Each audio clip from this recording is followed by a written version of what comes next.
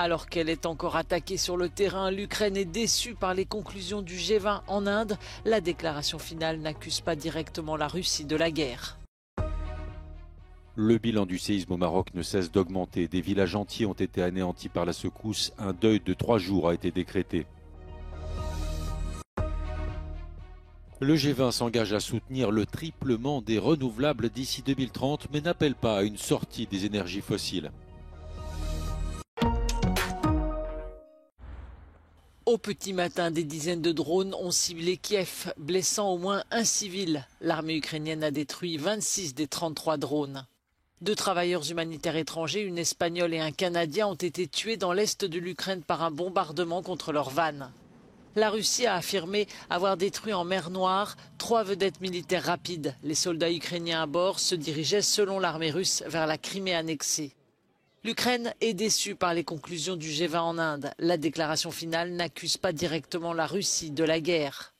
Dans ce tweet, les Ukrainiens déclarent « En ce qui concerne l'agression de la Russie contre l'Ukraine, le G20 n'a rien dont il puisse être fier. »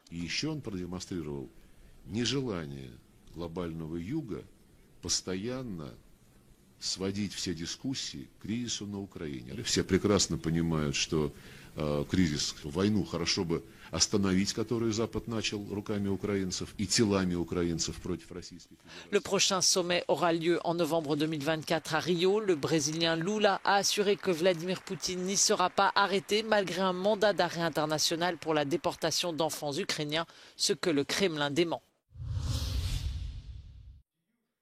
Les frappes ukrainiennes contre la Russie visent essentiellement les entreprises russes liées au complexe militaro-industriel.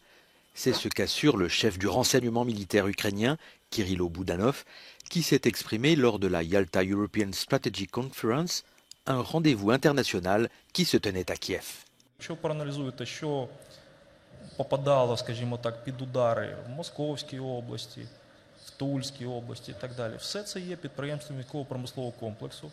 І що я б хотів би підкреслити, важливо, і це різниця, яка відрізняє нас від росіян.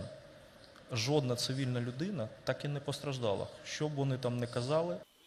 Le ministère ukrainien de la Défense révèle par ailleurs que selon ses estimations, la Russie a déployé 420 000 soldats en Crimée et dans les zones conquises depuis le début de l'invasion en février 2022.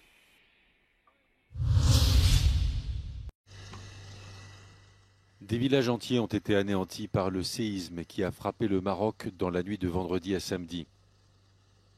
Les bilans ne cessent de s'alourdir et selon les derniers chiffres, les autorités ont enregistré plus de 2000 décès et autant de blessés. Emmanuel Macron s'est dit bouleversé et a proposé l'aide de la France, tout comme l'Espagne, l'Italie et les États-Unis.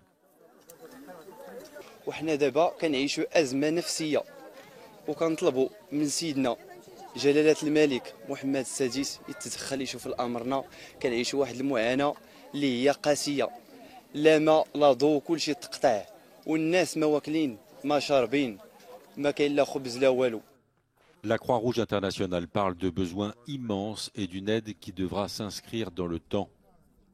La province d'Al Haouz dans le sud-est du pays a été la plus touchée et recense le plus grand nombre de victimes.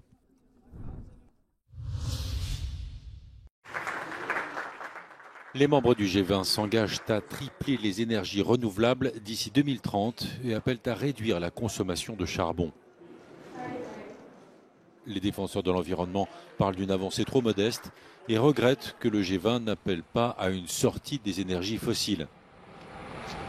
Les pays du G20 représentent 80% des émissions mondiales de gaz à effet de serre. It's really critical that we are investing in biofuels with the lowest carbon footprint. So those are the advanced biofuel pathways, the second generation advanced biofuel pathways, rather than the crop-based biofuel pathways that compete with land and have very significant upstream emission impacts. Dans ses conclusions, le G20 estime que les investissements dans le domaine du climat doivent augmenter considérablement. L'Inde, de son côté, souhaite que les pays riches aillent plus loin pour aider les nations à se protéger des futurs désastres climatiques.